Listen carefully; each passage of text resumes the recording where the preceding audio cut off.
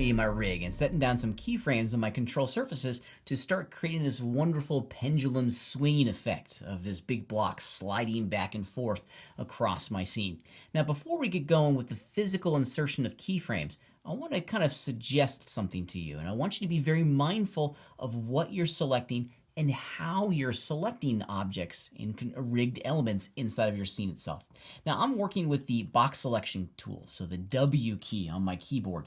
And what this allows me to do, of course, is just to drag out a selection box. Now, it's a little deceiving at the moment because as I select this object here, it changes its color. I see a wonderful kind of brightened value of the wireframe outline. If I was to fire off the transform tool, yeah, I'm manipulating this object, but really what I'm only doing that within the viewport. I'm not actually going in and able to view the channel properties of what I've selected when you're using this marquee selection. Okay, and how do I know that? Let me show you a great thing to be mindful of. Right here inside of your viewport, it's telling you exactly and very specifically what's been selected. Right now, I'm selecting the pendulum ring, and what's been selected and what I'm seeing in my properties panel is the link 1 control surface inside of my rig. I'm not working with the master. See how I select that blue? It's not allowing me to select the master using the marquee selection. You have to single left click on it, and then you've selected that object. It confirms it here, and it also confirms it over inside of your properties panel on the right-hand side of your screen. Check it out. See how it says master here in my bone properties? I'm working with my master bone properties.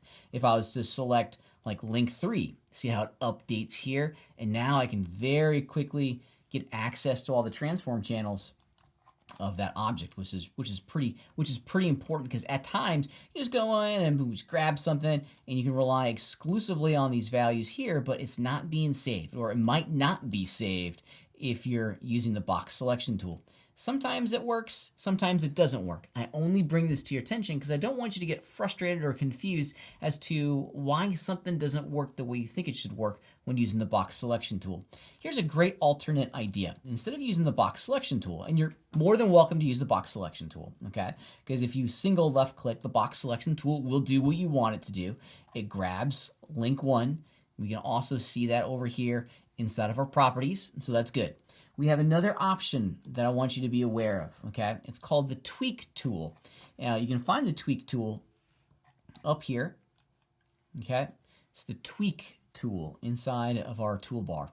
Here's another great keyboard shortcut. The W key selects the box selection tool, but if you keep pressing the W key, notice that it keeps changing this. So there's the brush selection tool, the lasso selection tool, and then there's the tweak tool. The tweak tool is great because there is no box selection mode. You physically got to click on something in order for it to get selected. So it's just a really great way of working with these control surfaces because it forces you to single left click on a control surface, which confirms that it's been loaded, the properties have been exposed to us, and it gives you a significant amount of confidence that you're working with the correct control surface. Okay, let's go ahead and get started here. I'm going to start blocking out some of the keyframes of my rig. Or for my rig, excuse me, and I'm going to use the viewport on the left, my camera view, to start to get a better understanding of where I want this object to go. Of course, I'm going to use the transform tools, and I'm going to start my animation on the left, and then let's put a keyframe down. Now, when you're keyframing your rigged, remember, you're not doing this at the object transform properties, right? You're doing this at the bone properties. So make sure you're clicking that little green bone icon to load up the appropriate transform channels for the bone itself. And much like we did earlier when animating objects, we're going to start off with some keyframes, okay? Now, I think for this one, for the base of my rig, it's just going to be moving left and right. It's going to shuttle back and forth a few times to create this wonderful sense of drag. Let's bring open my my dope sheet a little bit here so you guys can see what's going on. The cool thing about working with these rigs is that we absolutely can and should turn on auto key. Once we have that first keyframe enabled, now the process of blocking out our animation goes very, very quickly. Now I know I wanted to go from the left side to the right side and then back to the left side again. So like this. Let's figure out what that movement is. I want to block it out just with some basic keyframes at just basic intervals. I want to have my first set at 0 or frame 1. My next set of keyframes that establishes the extreme pose on the far right side at frame 50. Let's do that. And then I'll have it go back to its original starting location once again at frame 100. Now to make my life a little bit easier, I'm going to select these keyframes. I'm going to copy them. Command C if you're on a Mac, Control C if you're on a PC. I'll move my playhead over here to frame 100 and then paste it in. Command V, V as in Victor, or Control V to paste it in if you're on a PC. Now what this does is that it puts it right back to where it started, and it looked like it copied more than I would have liked. Yeah, for whatever reason, it inserted some new values in there. Let's replace those. Oops, excuse me. There we go. And now it should be right back. Yeah, now we're getting the animation that we're after. Goes forward, and it goes back over there, and then life is good. Okay, so working with these animated control rigs is just the same. The process is the same.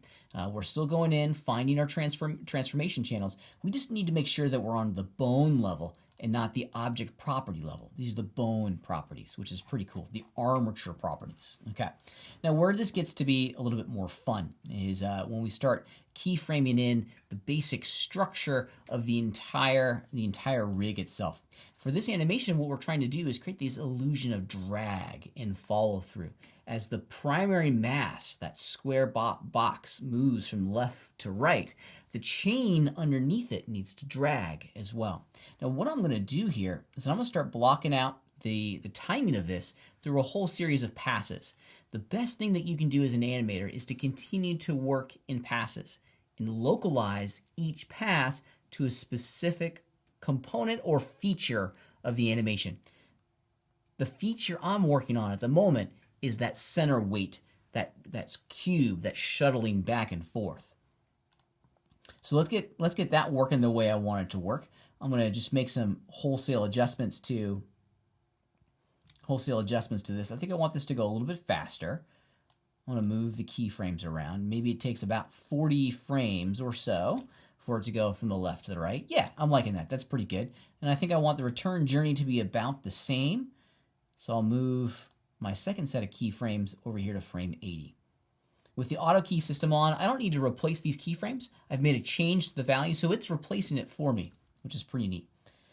Okay, so with that structure in mind, I have a really good idea of how I can start posing out the rest of the animation. And as I play this back, I'm already starting to see that perhaps I want to change the timing of that central mass so that it goes. Maybe it stops for a second and then comes back. So let's block that in here real fast. I know that this keyframe here represents the pose of my character on the far right-hand side of my screen. I want it to hold that location for maybe 14 frames, 15 frames, a half a second.